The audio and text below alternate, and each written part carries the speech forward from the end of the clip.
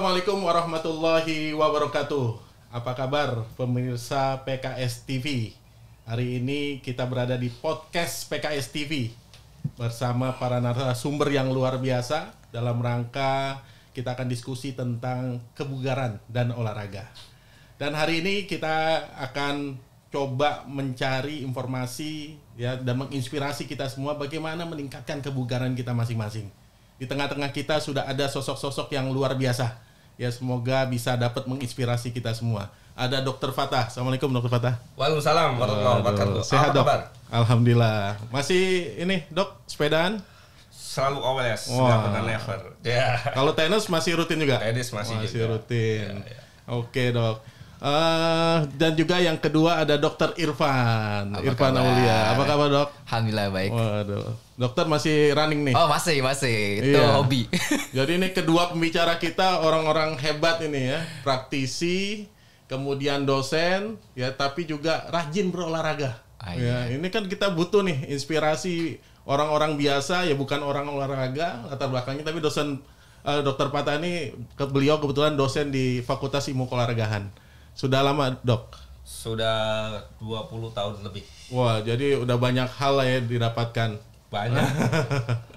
Baik, para pemirsa PKS TV kita akan coba ya sedikit ngobrol-ngobrol nih Dr. Fatah, ya. Dr. Irfan gitu ya. Dr. Fatah mungkin sedikit menjelaskan profilnya selama ini aktivitasnya apa saja dan lain-lainnya silakan Dok. Jadi saya selama ini sebagai tenaga pengajar ya di Fakultas Ilmu Keolahragaan di Jakarta. Jadi program S1 sampai S3 ya. S3. Di luar itu saya juga sebagai pelatih kepala di cabang triathlon DKI. Triathlon ya, triathlon itu berarti 3 lari, renang, lari sama sepeda. Waduh, itu berat banget itu Dok ya. Ya, sedang siapkan untuk PON 2024. Wow, 2024 di Aceh ya. Di Aceh, Sumatera Utara. Oke. Baik, Dokter Irfan, apa nih aktivitas rutin dan mungkin sedikit menjelaskan profilnya? Oke, saya juga tenaga pengajar di Fakultas Psikologi Universitas Mercubuana. Kemudian saya juga punya usaha konsultan SDM, aktualita untuk pemetaan potensi di SMA, kemudian SMK dan perusahaan. Termasuk juga coaching buat SDM ya. Terus kemudian kami juga rajin melakukan investasi, terutama di pasar modal. Jadi kita juga mengedukasi supaya segar fisik, segar mental, dan kuat kantongnya. Jadi fokus di psikologi ya? Fokus psikologi. Jadi fokus psikologi. Dulu S1, S2, S3 psikologi semua? S1 psikologi, S2 psikologi, S3-nya fisip. Kebijakan publik S3-nya. Iya. Jadi memang sangat ini expert nih kayaknya di psikologi. Nanti kita bisa sharing-sharing bagaimana membangun mental orang ketika berolahraga. Siap. Baik, jadi Dokter Fatah nih, hobinya saat ini apa Dok? Kenapa memilih hobi tersebut? Ya, hobi saya untuk kaitan olahraga 2 ya, sepeda sama tenis. Kenapa saya milih itu? Karena sepeda itu kan olahraga itu kan prinsipnya kita harus suka dulu, ya kan? Betul. Di antara sekian macam jenis olahraga mana yang paling kita sukai, paling kita senangi, itu dulu gitu. Kita nggak usah berpikir yang ruwet-ruwet dulu, dipaksain teman saya bisa ini terus saya mau ngikutin.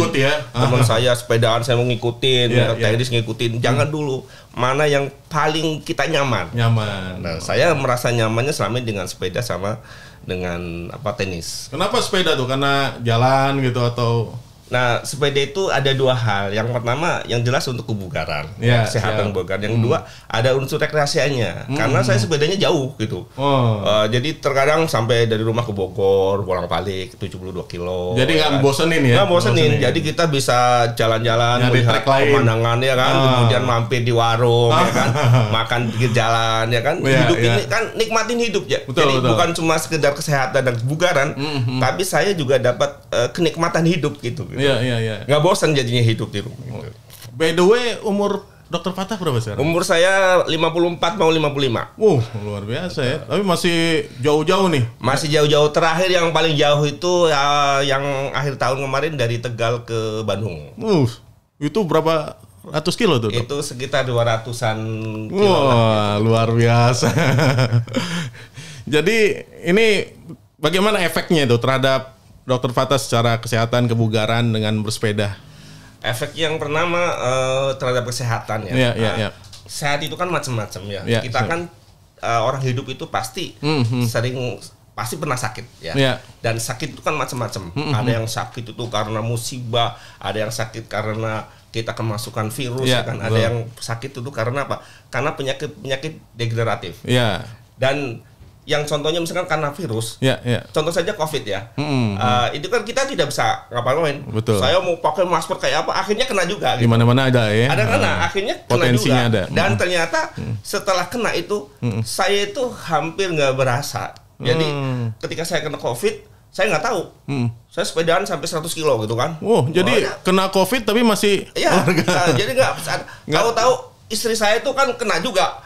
Terus dicek, istri saya kan gejalanya agak ini. Jadi terus, gejalanya nggak terasa gitu dok? Berasa kecil ya. Saya pikir itu flu biasa kecil. Pilek-pilek lah ya. Pilek-pilek dikit gitu kan.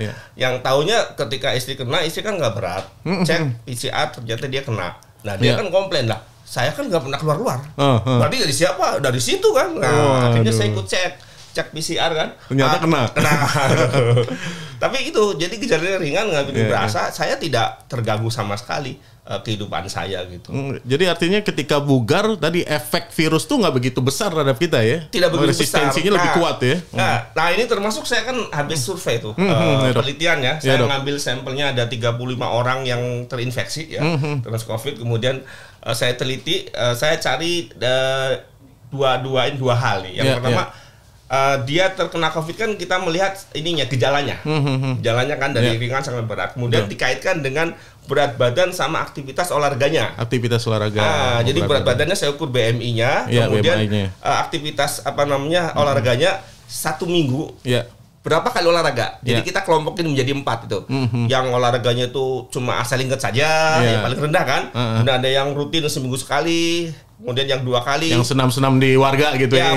Pokoknya apa saja yang penting 1 minggu 1 kali, 2 kali, 3 kali atau lebih. Siap. Nah setelah itu saya ukur kan dari 35 orang tersebut ya. Ternyata yang makin sering berolahraga itu gejalanya makin ringan.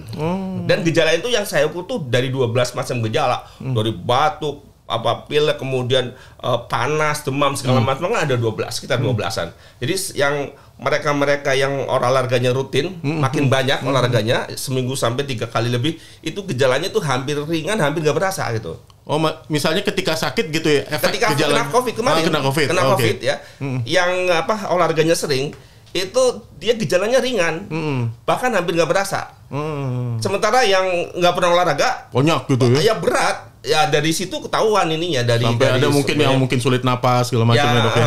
Itu berat. Itu yang lihat dari olahraga ya. Dari berarti aktivitas. Imunitasnya lemah ya. Nah, olahraga itu berkaitan dengan sistem imun kita. Ya. Semakin kita sering olahraga maka sistem imun kita bagus. Ibaratnya gini, saya punya tentara ya.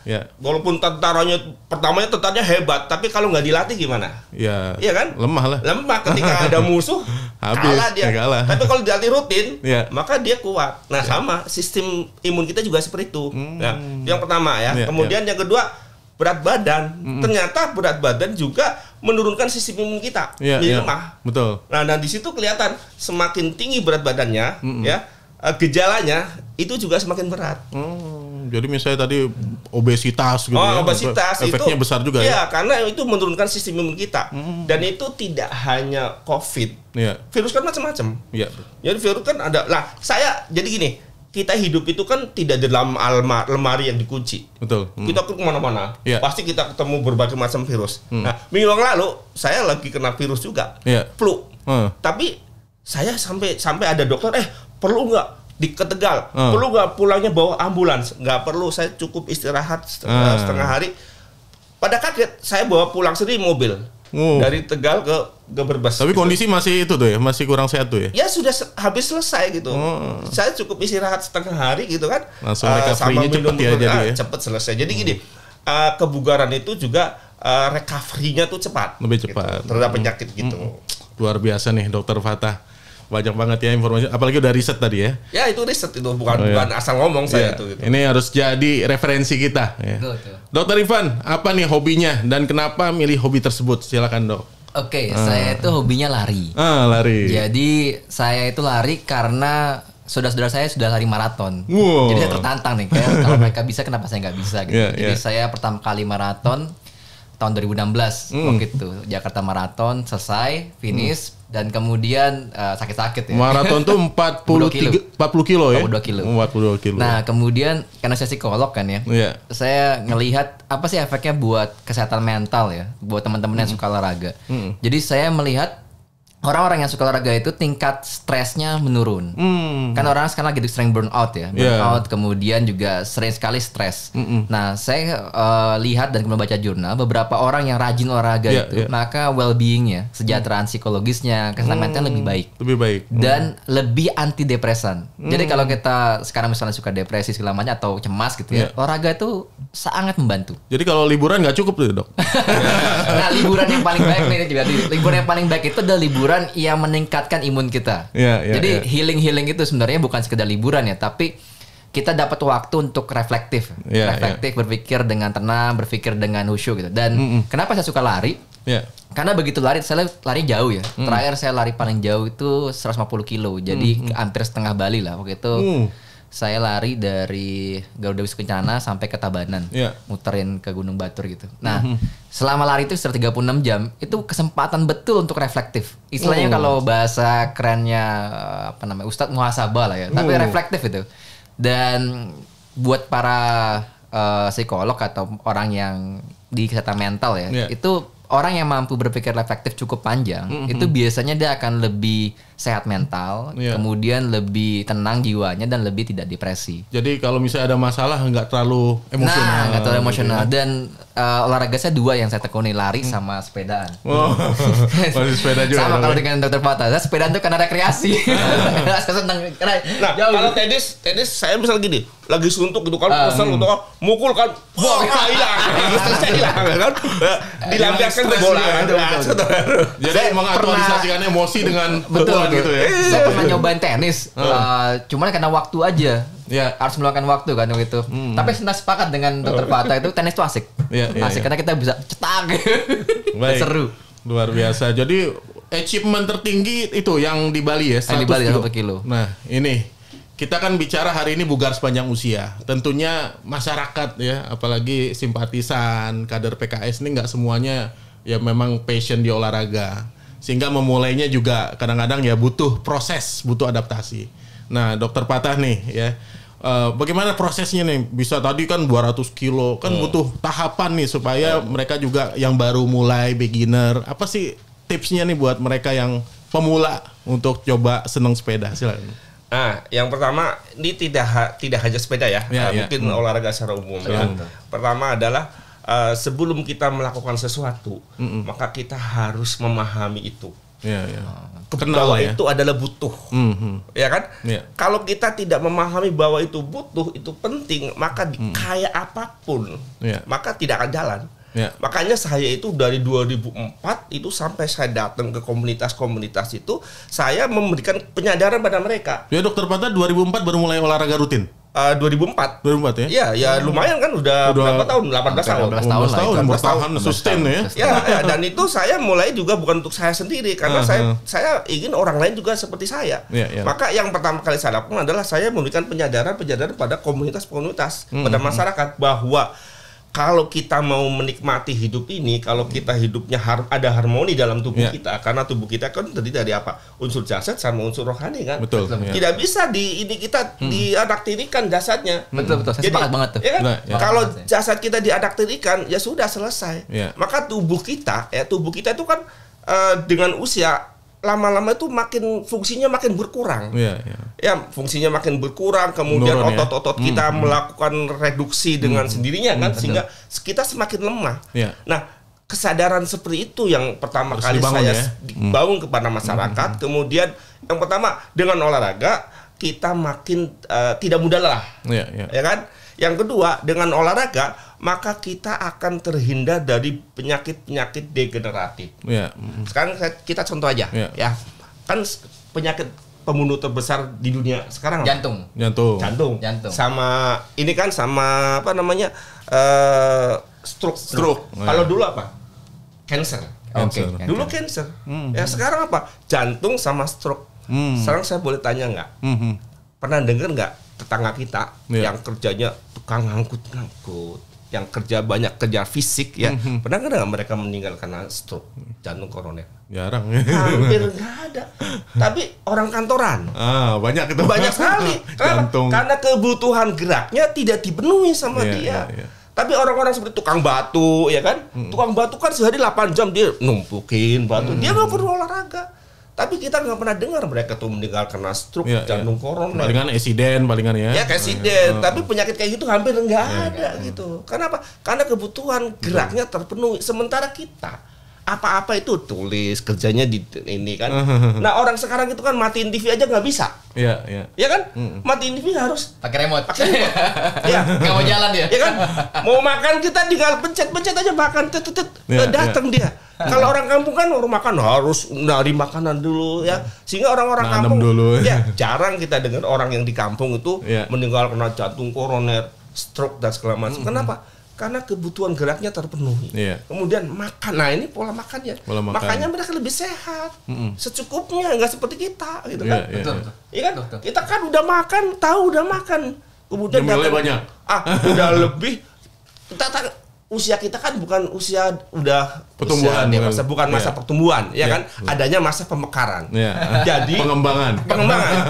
Jadi yang makanan yang kita kan makan untuk hidup, betul. Bukan hidup untuk makan. Jadi kalau yang dibutuhkan X ya harus dimakan X. Kalau lebih dari X maka itu akan ditimbun di dalam tubuh kita. Sama saja tubuh kita itu kita jadikan sebagai tempat sampah. Ya kan? Jadi semua yang disuka dimakan. Nah itu kalau apalagi orang PKS itu kan orang paling kenal lah masalah agama gitu. Betul. Kan. Udah jelas ada ayatnya ya. Ada ayat-ayatnya. Mau saya sebutin itu kan. Ada ayatnya, ada apa namanya? Ada hadisnya kan. Kan Rasulullah mengatakan al-mu'minun qawiyun, ya kan, khairun wa habba ilallah, ya kan? Mukmin yang kuat lebih dicintai sama Allah, ya kan? Rasulullah itu olahraga, Rasulullah itu nggak pernah sakit, Rasulullah itu makan secukupnya, benar nggak? Kalau makan itu ada yang sepertiga buat makan, sepertiga buat udara, sepertiga buat ini kan? Jangan makan sebelum lapar dan sebagainya kan. Berhenti itu jelas sekali. Bahkan itu saya pernah dengar kisahnya Umar bin Khattab. Umar bin Khattab tuh ketemu sama orang gede, ya kan? Perutnya buncit. Kamu buncit. Hada min fadli rabbik. Kata dia, ini adalah karunia dia Allah. Kata Umar apa? Itu azab, itu kan bukan karunia, itu Umar. Ya silakan cek ceritanya benar tahu enggak. Berarti karena gaya hidup ya. Gaya hidup orang sekarang itu memprihatinkan. Makanya saya punya teman-teman sering dengar teman meninggal stroke jantung koroner usianya jarang yang di atas 60. Makanya Dokter Bata usia 50 bisa main sepeda 200 km ini luar biasa. Bahkan 5 tahun yang lalu dari Semarang kan ke Jakarta. Dari Semarang.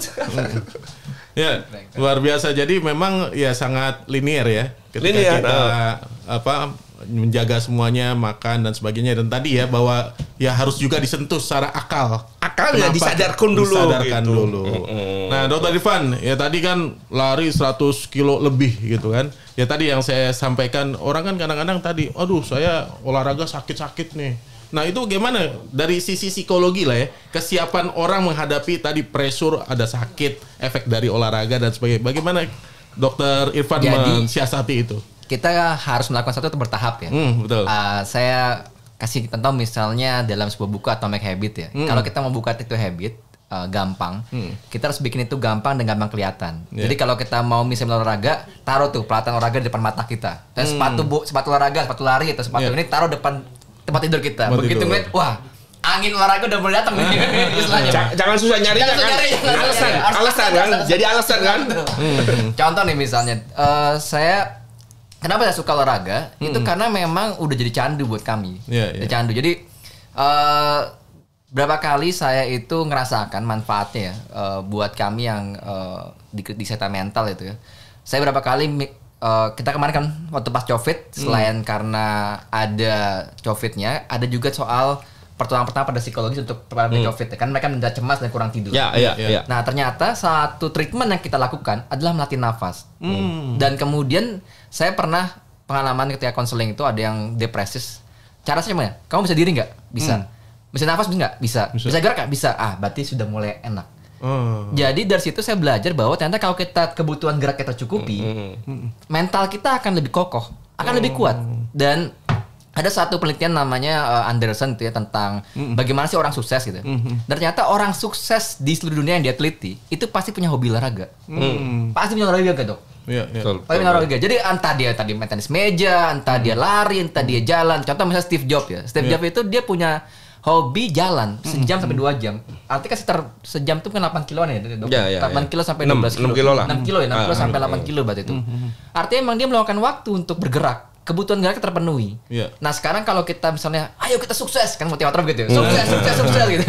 Tapi kebutuhan geraknya nggak terpenuhi, kebutuhan akalnya nggak terpenuhi, nggak bisa. Tadi saya juga dengar, ini PKS ini kan orang-orang religius ya. Nah saat itu yang menginspirasi saya itu, kalau kata Rasulullah itu healingnya saatnya lari sama istrinya. Sama Siti Aisyah ya. Saya lari itu. Dan itu nggak cuma dilakukan oleh sekali ya. Jadi kan ucapannya Rasulullah dengan Aisyah itu adalah, dulu saya ngalahin kamu, sekarang kamu ngalahin saya. Gitu. Artinya memang dia tuh lari itu healing. Dan saya menyarankan buat para pasutri suami istri ya di PKS kan katanya keluarga sakinan ya. Berarti istri Rasulullah tuh kemampuan fisiknya meningkat terus ya? Jelas itu. Berarti rutin ya Dok ya? Iya rutin. Karena saya berapa kali ngelihat kalau saya tanya ke Ustadz, salah satu dari fisiknya sahabat dari Rasulullah itu memang kokoh ya. Dan itu nggak mungkin nggak olahraga. Nggak mungkin tuh, nggak mungkin. Apalagi kalau orang suka berkuda kan sama anak itu nggak mungkin. Saya udah nyobain tuh. Udah nyobain berkuda. Kalau orang fisiknya nggak bisa. Pasti nggak bisa. Dan berapa kali saya lihat ya. Dan saya juga ngalami langsung tuh. Berapa mahasiswa saya yang istilahnya bimbingannya agak sulit itu. Itu saya ngomong gini, coba kamu bangun pagi, lari setengah jam, jalan setengah jam. Ternyata setelah dilakukan rutin begitu, tingkat mereka nyelesain skripsi cepat. Cepat dong. Jadi begitu kebutuhan geraknya terpenuhi, akalnya, semangatnya, motivasinya jalan. Dan itu sejalan dengan yang tadi saya bilang ya, satu dari peneliti psikologi itu meneliti si Anderson kalau nggak salah, bahwa orang sukses itu pasti punya hobi olahraga. Karena kalau kita pengen sukses, berarti kita harus memenuhi ya kebutuhan-kebutuhan untuk bergerak, kebutuhan-kebutuhan untuk berpikir, kebutuhan-kebutuhan untuk menangani stres. Dan itu hanya bisa tercukupi kalau kita emang kebutuhan geraknya tercukupi. Gitu. Nah, ini kalau boleh saya kasih usul ya. Ini kan, ini pemirsa-nya orang PKS kan? Ya. Orang PKS tadi dibilang orang-orang religius kan? Pokoknya top dah kalau urusan sholat tahajudnya, zikirnya, baca Qurannya gitu kan. Imannya luar biasa kan? Tapi Rasulullah imannya luar biasa. Tapi Rasulullah olahraga gitu loh. Betul nggak? Betul. Olahraga. Kita jangan sampai kita tuh pokoknya kita ruhiyah. Rasulullah ruhiyahnya kayak apa? Tapi Rasulullah tetap olahraga gitu loh. Betul nggak? Bahkan sampai ada istilah gini, orang-orang tuh memberikan istilah kepada orang muslim tuh ruhbanun bil laili wa fursanun bin nahar. Orang-orang Islam itu kalau malam seperti rahib-rahib ibadahnya luar biasa. Tapi kalau siang seperti seorang penunggang kuda yang gagah berani. Dan itu nggak mungkin capek olahraga kan? Nggak mungkin. Nggak ujuk-ujuk. Jadi nggak ujuk-ujuk Rasulullah itu diciptakan oleh Allah menjadi orang yang Superman. Nggak bisa, nggak kayak gitu. Nggak bisa bener. Tapi emang latihan gitu loh. Jadi gini, ini kan Dokter Irfan, Dokter Fata nih orang-orang cerdas lah ya. Udah calon guru besar dua-duanya. Artinya kan, dan punya aktivitas fisik yang rutin gitu kan. Dan juga ya tadi di teman-teman kita juga banyak orang-orang cerdas, pintar, para ulama kita gitu ya. Tapi kenapa ya mereka kelihatannya ada gap. Pemahaman mereka tentang olahraga mungkin paham gitu. Tapi ada gap antara tadi keinginan idealitas sama realitasnya. Seolah nggak ada waktu lah segala macam. Ini gimana Dok menyiasati kondisi itu? Ya kalau boleh saya usul itu, benar nggak mereka memahami bahwa olahraga itu kebutuhan. Benar nggak untuk membangun manusia yang seutuhnya itu bukan cuma unsur ruhiyah saja, bukan cuma unsur fikriah saja, ya kan? Tapi adalah unsur jasadiahnya juga, ya kan? Bahkan saya pernah membaca seorang ulama mengatakan kami adalah kelompok olahragawan. Saya pernah dengar itu kan. Nah, kalau kelompok olahragawan kemudian dia nggak suka olahraga, gimana kan? Ya kan? Betul. Jadi kalau menurut saya sih berarti mereka belum paham, belum sadar. Ada. Jadi pemahamannya baru konseptual aja ya Dok ya? Belum paham. Belum form juga ya? Belum, karena ingat kata Imam Ghazali itu apa? pemahaman itu akan memotivasi seseorang untuk beramal. Jadi kalau orang paham udah pasti beramal. Jadi haudunya belum dapet. Kan waliya'lamal ladina utul ilmu, iya kan, anahul haqqu mir rabbik dan seterusnya kan. Jadi tahapan pertama adalah apa? Ilmu dulu, paham dulu. Kita pahamkan. Jadi kalau orang PKS mau sadar berolahraga, maka pahamkan dulu kepada mereka bahwa olahraga itu satu kebutuhan. Gitu, bukan kewajiban, jangan kewajiban dulu, kebutuhan dulu. Jadi kalau udah paham ada keinginan kuat untuk melaksanakan. Saya ini kan saya engineer, saya bukan mahasiswa olahraga. Jadi ketika itu saya ngajar di fakultas olahraga, saya baca buku olahraga. Ternyata begini tuh. Kalau saya olahraga itu saya makin tidak gampang lelah, saya tidak mudah sakit. Jadi terus terang, saya itu sadar dengan membaca buku tentang olahraga. Saya engineer, saya bukan backgroundnya olahraga, tapi saya membaca buku, saya sadar bahwa olahraga itu kebutuhan kita. Saya mulai walaupun saya sendiri, nggak peduli. Jadi efek lingkungan juga dok, nggak? Enggak, efek buku gitu. Efek pemahaman. Jadi bukan diajak orang supaya berolahraga, enggak ada yang ngajak. Tapi saya benar-benar baca buku. Betul. Makanya setelah saya baca buku, saya sadar saya ingin tularkan kepada orang lain, ya kan? Supaya apa? Supaya sadar. Nah, sadarnya ada dengan melalui pemahaman ini. Saya sepakat tuh. Jadi dari sisi psikologi gimana dok Irfan tuh? Kenapa ada barrier, ada gap kadang-kadang orang dengan pemahamannya tapi tidak dilanjutkan dengan bentuk implementasi? Saya sepakat dengan Dr. Fata ya, bahwa kita itu harus paham ya. Dan paham itu kadang-kadang kita harus ngalamin gitu. Dan makanya tadi saya bilang kalau kita mau olahraga gampang, buat olahraga itu gampang gitu. Misalnya beli baju olahraga, taruh jadi samping baju tidur, itu gampang olahraganya. Pagi udah siapin gitu. Terus sepatunya taruh di samping tempat tidur gitu. Atau skipping, kan saya juga suka skipping ya. Skippingnya taruh di tempat tidur, jadi kelat langsung bisa gitu. Nah, prinsipnya begini, kalau kita mau bikin habit olahraga, tadi benar kata Dr. Fata, yang penting kita paham. Dan saya udah merasakan sama Dr. ini butuh banget. Kalau kita nggak olahraga dalam 1 minggu itu, kan ternyata kita 3-4 kali dong. 3-4 kali kita olahraga, itu emang badan pasti nggak enak. Pasti nggak enak. Jadi kita paham bahwa kita butuh. Dan ini bukan kewajiban, ini butuh. Kayak makan kita butuh. Kita butuh. Nah, ini kita butuh. Nah, setelah kita butuh, bikin kebutuhan itu gampang kita lihat.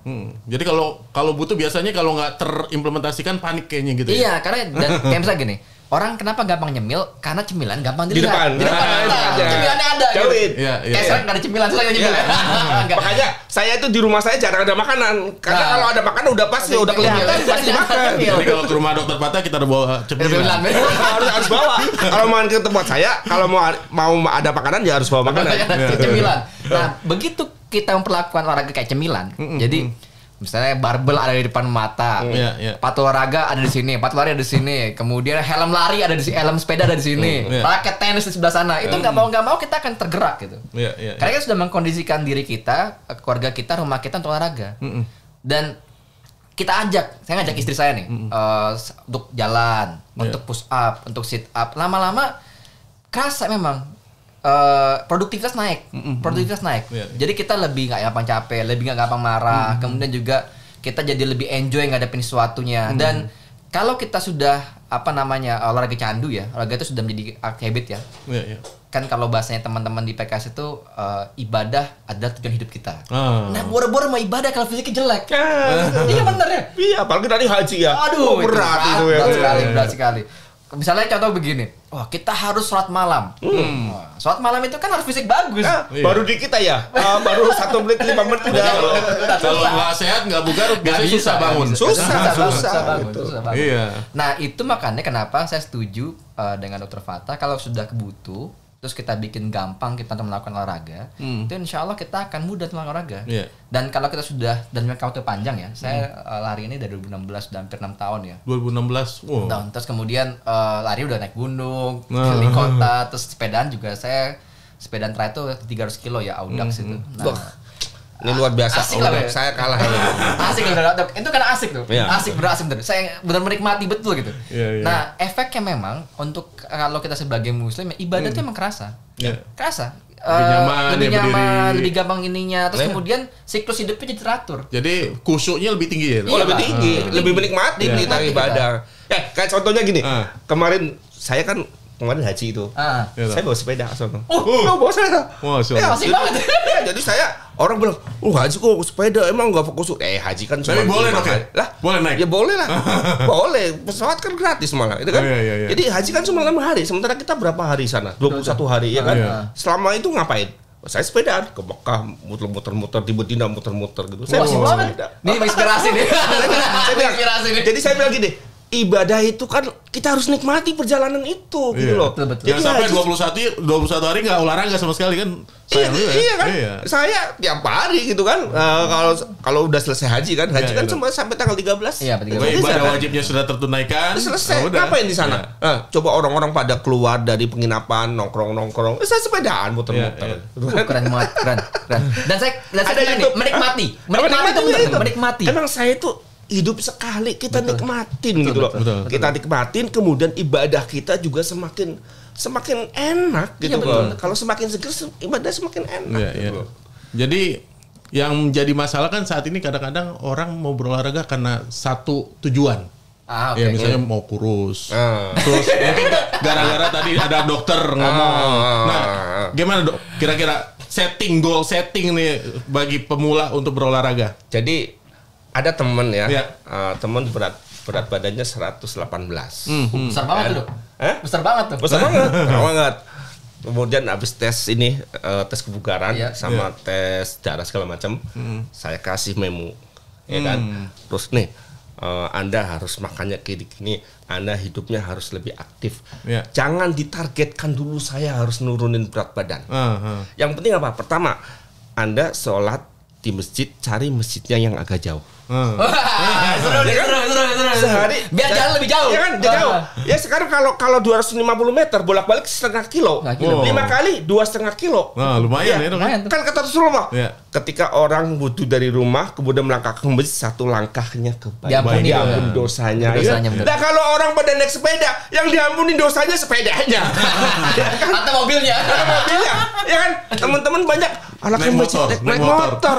Ya motor yang diampuni dosanya. Jadi bikin habit dulu gitu kan. Jangan ditargetin dulu. Yang penting saya bilang, yang penting Anda gitu aja. Ada kesempatan entah lari, entah jalan, entah apa gitu kan. Jangan ditargetin dulu. Kalau targetin apalagi kayak dia kan dari 118 bisa sampai 78 1 tahun. Dan itu normal, tidak pakai macam-macam gitu.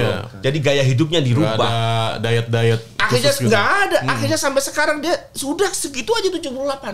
Hebat. Dia menikmati sekali. Jadi apa? Jadi turunnya nggak drastis ya, Dok? Nggak drastis. Itu yang alaminya, itu yang sehat seperti itu. Nggak boleh 3 bulan turun. Nggak bisa, itu nggak sehat itu. Dan itu tidak menciptakan habit buat dia. Kalau dia sudah jadi habit, bajunya sekarang nggak bisa dipakai semua kan? Jadi fokusnya di kebiasaan. Kebiasaan. Pokoknya sekecil apapun yang bisa kita lakukan.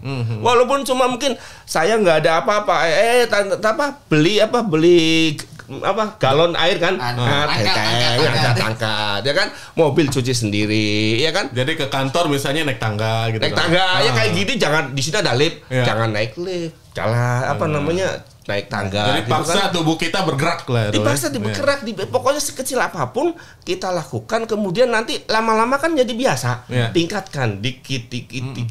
Begitu, jangan terlalu saya harus kayak gini. Nanti dia akan kecewa sendiri gitu. Saya sepakat, saya nambahin ya. Jadi memang goalsnya jangan kurus. Goalsnya sehat. Betul, oke? Goalnya sehat. Jadi waktu saya pribadi dan istri saya itu udah turun sekitar 10 kilo kan. 15 kilo. Waktu itu saya ngomong ini, ayo dong langsing. Itu nggak masuk dengan kepala dia. Nggak bisa. Tapi kita mau sehat nih. Kita mau sehat. Kita perbaiki makanan kita perbaiki gaya hidup kita perbaiki olahraga kita mau sehat. Efeknya betul, turun 15 kilo. Turun 15 kilo. Kan tidak sebulan 2 bulan kan? Nggak sebulan 2 bulan. Ya mungkin setengah tahun kali. Ada yang kayak gitu, kan ada tuh nurun berat badan 20 kilo stot lemak atau apa kan? Sedot 20 kilo. Tapi 2 bulan kemudian balik lagi. Ya kan? Karena nggak ada habitnya. Nggak dibentuk sama dia. Dan cara instan ya, Dok. Kan instan gitu. Yang penting habit kita bangun dulu begitu loh. Jadi dalam istilah olahraga tuh antara latihan dan nutrisi itu dua sisi mata uang. Wah, itu nggak bisa dipisahin. Makan gimana dok? Supaya tadi berimbang lah dengan aktivitas fisik. Terus makan seperti apa sih yang harus dilakukan biar kita tadi lifestyle-nya juga bagus gitu dok? Nah, boleh dong saya nyebutin firman Allah. Ya kan? Boleh, dalam surat 20 ayat 18 ayat 20 81 ya, surat Toha. A'udzubillahi minasyaitonir rajim. Kulu min thayyibati ma razaqnakum wa la tadghaw fihi fayahilla 'alaikum ghadabi wa may yahlil 'alaihi ghadabi faqad hawa. Masyaallah. Maka makanlah rizki yang baik-baik yang Allah berikan pada kalian, wala tadghaw fihi, dan janganlah melampaui batas. Nggak boleh berlebihan. Nggak berlebihan, ya kan? Kenapa? Wala tadghaw fihi, karena apa? Karena kalau melebihi apa? Fayahilla 'alaikum ghadabi, maka akan datang kemurkaan Allah. Wa may yahlil 'alaihi ghadabi faqad hawa. Kalau datang kemurkaan Allah, maka binasalah ia. Binasalah ia. Poinnya ada dua. Pertama, makan thayyibah, selain halal ya. Thayyib ya. Thayyib itu apa? Sekarang gini, saya punya teman thayyib. Berarti teman yang baik itu apa? Grecokin nggak? Enggak dong. Nggak grecokin kan? Iya kan? Dia ngasih manfaat kepada kita kan? Betul. Iya kan? Betul. Nah, kalau makanan itu memberikan manfaat pada kita, berarti itu thayyib. Tapi kalau dia ngerecokin dengan makanan, kolesterol kita naik, prostat segala macam, itu kan gula darah saya naik, asam urat saya naik, jadi stroke segala macam. Berarti makanan itu tidak thayyib buat kita.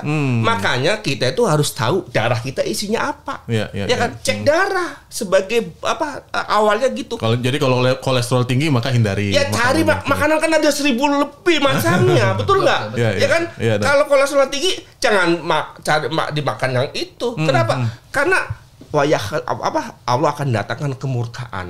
Masih banyak makanan yang lain. Itu pertama ya. Thayyib ya. Jadi jangan cari makanan yang ngerecokin kita. Jadi banyak yang enak sebenarnya ya. Banyak yang enak, ya kan? Misalnya gini, saya asam uratnya udah 11. Ya ada durian dia. Emang enggak yang lain selain durian enggak ada. Betul kan? Betul enggak? Masih banyak makanan yang enak. Kita bisa pilih.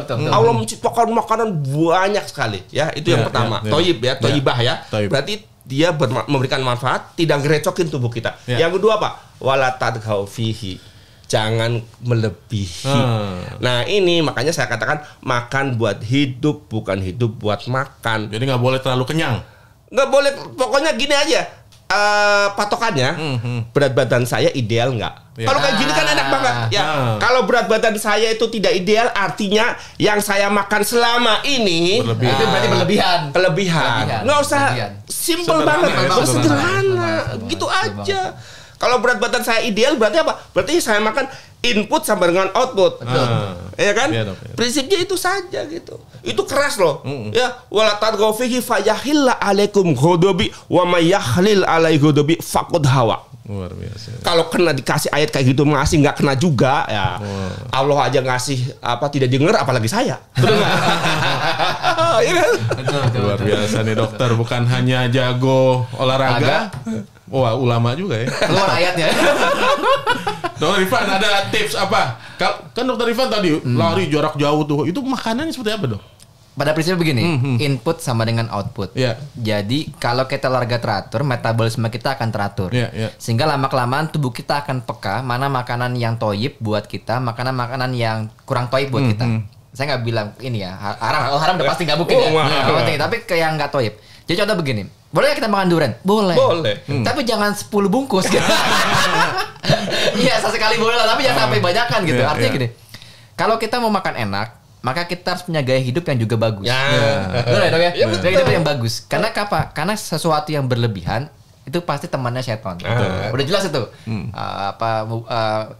Kalau sesuatu yang berlebihan itu temannya setan. Nah, supaya kita nggak ditemenin setan, itu kan toxic relationship. Kalau sekarang toxic relationship. Kita harus ketemu yang healthy relationship. Mau dengan makanan, mau dengan orang, mau dengan teman-teman, mau kita ketemu healthy relationship. Nah, supaya kita ketemu healthy relationship, kita mesti pahamin bahwa kita itu makan untuk hidup. Bukan hidup untuk makan. Kita hidup makan untuk hidup. Kita kan kalau di Muslim itu tidak aku ciptakan semua kecuali untuk ibadah. Supaya bisa ibadah, maka kita harus punya nutrisi yang cukup, punya kebutuhan gerak yang cukup, punya habit yang bagus supaya kita ibadahnya full. Ibadah dari mulai ibadah yang ritual, ibadah sosial, ibadah keluarga, ibadah kerja, semuanya full. Yeah. Dan itu nggak mungkin nggak pakai fisik. Selama kita masih hidup di dunia ya. Kecuali kita di akhirat. Beda soal gitu. Apa aja silakan. Tapi selama kita hidup di dunia, kita pasti butuh fisik. Jadi di dunia ini kita punya kesempatan untuk manage diri kita. Betul sekali. Yeah. Dan itu kita lakukan. Prerogatifnya di kita nih. Betul. Ya. Dan itu kita lakukan perlahan-lahan. Artinya maksudnya gini. Saya pikir setiap orang itu dapat hak yang sama dari Allah, tubuh yang sama, kesempatan sama, waktu yang sama. Cuma apakah dia memprioritaskan sesuatu untuk dia hidup sehat dan bugar dalam jangka waktu yang panjang. Nah, contoh nih, kemarin kita ada salah seorang ulama meninggal ya. Itu usia 96. Kontribusinya luar biasa kan? Bonusnya banyak banget. Kalau umur 45 meninggal berarti separohnya. 96. Kontribusinya separohnya. Dari sisi ilmu nggak diragukan lagi. Dari sisi kontribusi luar biasa. Dari sisi kecerdasan luar biasa. Bukunya banyak. Dan saya ngeliat foto-foto beliau. Yang dia pernah datang ke Indonesia kan. Kemudian tegap. Artinya tuh bukan, artinya itu dia nggak mungkin dia itu bisa badan tegap dan kemudian masih bisa traveling kalau fisiknya nggak bagus. Betul. Dan berarti pasti dirawat ya? Pasti dirawat. Pasti dia manage makanannya, dia pasti dia manage geraknya, dia manage tidurnya sehingga ya Allah kasih kelebihan 96 tahun. Dan 96 tahun dengan kontribusi seperti dia, dengan manfaat yang diberikan oleh dia itu berkah betul. Dan kita tidak dengar sakitnya macam-macam kan? Nggak ada gejala-gejala. Nggak ada sebelum tahu meninggal itu kan enak banget itu kan. Jadi enjoy your life itu beneran itu. Jadi linear usia biologis sama usia produktivitas linear produktivitas luar biasa. Sama gitu ya. Ya betul. Dan kita nggak pernah dengar dia pensiun. Jadi yang mempensiunkan ulama ini ya Allah. Ya, udah habis waktunya. Udah habis kayak Rasulullah kan. Udah cukup. Ini kan kontribusinya udah dipanggil. Itu enak banget. Itu enak banget. Jadi emang cita-cita kita harus kayak gitu ya. Betul. Ya, usia biologis linear dengan usia produktivitas. Betul. Jangan sampai usia kita panjang tapi terseok-seok. Sakit-sakitan. Dikit-dikit sakit. Aduh. Kena hujan aja, demam, macam-macam. Entar nih datang, saya nggak bisa datang karena saya nggak enak badan. Hanya itu. Ya, masih umurnya juga 40, 50. Udah kayak gitu. Ya banyak keluhan sakit lagi, ya kan? Iya, betul. Rasulullah nggak pernah udah sakit. Ada yang cuci darah, ya, dok. Diabetesnya tinggi, udah suntik insulin, dok. Aduh, berat tuh, dok. Baik, ini segmen terakhir nih, Dokter Selian. Mungkin sedikit, ini kan pemirsa PKS TV ya butuh lah motivasi semangat terus ya untuk menjaga hidup sehat. Apalagi tahun depan ini tahun politik. Wah, tentu bebannya tinggi kan, dok. Kalau politik ada tahun politik segala ya kita ada tahun politik. Kita mah kagak kenal gitu ya. Jadi bebannya berat nih, dok. Ya, siogianya kan seperti atlet. Kalau bebannya berat maka harus beradaptasi. Kemampuan fisiknya juga harus prima. Nah, mungkin tips dari Dr. Fattah dan Dr. Ivan untuk pemirsa PKS TV seperti apa? Pertama yang umum dulu ya, bahwa kan iman itu, kata Jumhur, iman itu sesuatu yang diikrarkan dengan lisan, kemudian diyakini dengan hati, dibuktikan dengan arkan amal. Arkan itu apa? Wilayah fisik, ya kan? Jadi kita mau beramal itu harus punya fisik yang kuat, apalagi orang-orang PKS yang katanya nih tahun politik itu kan tahun perjuangan, ya kan, bebannya makin berat itu kan. Rasulullah itu ketika ada beban yang berat itu dua hal yang sama Allah. Pertama apa? Pertama suruh sholat tahajudnya diwajibkan, ruhiyahnya. Kemudian apa? Ditempa fisiknya, ya. Dan Nabi-nabi kan juga seperti itu kan? Betul. Ya, mau perang siap fisik. Ingat kisah Daud nggak? Taulut. Ya kan? Ya kan? Ya kan? Taulut diangkat jadi raja. Kenapa? Karena dia punya apa? Punya fisik yang kuat. Ya kan? Kemudian Nabi Musa. Nabi Musa ketika akan diangkat jadi menantu, kata anaknya apa? Kalau mau diangkat jadi pegawai, maka apa? Carilah orang yang dipercaya sama yang kuat.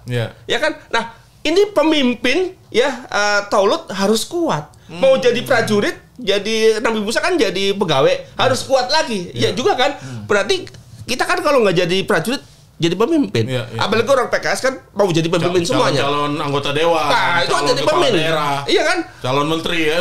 Jadi pemimpin itu harus orang yang kuat. Karena di Quran itu udah seperti itu. Dan Rasulullah sudah menyampaikan seperti itu. Jadi kalau boleh saran nih buat kritik, kalau boleh ya, orang luar boleh nyampein kan, kalau boleh di PKS ya, karena PKS itu nanti kita harapkan jadi pemimpin ya kan, pemimpin bangsa. Saya sebagai dosen mengharapkan itu kan, nanti jadi pemimpin, maka apa? Maka fisiknya diperhatikan. Jangan cuma urusan ruhiyah saja, jangan urusan fikriyah saja, tapi tarbiyah jasa dia aja harus diperhatikan. Luar biasa nih masukan dokter nih. Mudah-mudahan bisa diimplementasikan sama kader-kader kita, ya khususnya para caleg-caleg kita ya, harus lebih fit. Dokter Ivan, silakan dok. Saya tadi terinspirasi sama Nabi Musa itu. Jadi Nabi Musa itu diangkat karena qawiyyul amin, kuat terpercaya. Jadi bukan karena terpercaya dan kuat, tapi kuat dan terpercaya. Artinya begini, kita akan milih orang yang performannya, kalau bahasa orang kampung saya target, gagah dia, mantap gitu. Jadi betul lihat, wih ini boleh juga fisiknya. Jangan letoy. Dan oleh karena itu maka ya paripurna. Secara kalau PKS kan secara keimanan, energi keimanan bagus, orangnya baik, dan juga secara fisik oke. Gitu. Misalnya dia misalnya harus melayani masyarakat, tapi banyak aduh gimana melayani masyarakat? Nggak jadi datang karena apa? Karena sakit. Misalnya kurang antusias ya. Jadi oleh karena itu, kalau saya boleh tips, mulailah dari sekarang, mulai dari paling muda untuk jaga fisik kita bagus. Karena saya sering kali nih, mohon maaf ini, saya juga lihat Dokter Fatah nih kalau saya nggak tahu usianya berapa. Saya udah juga lebih muda. Berapa?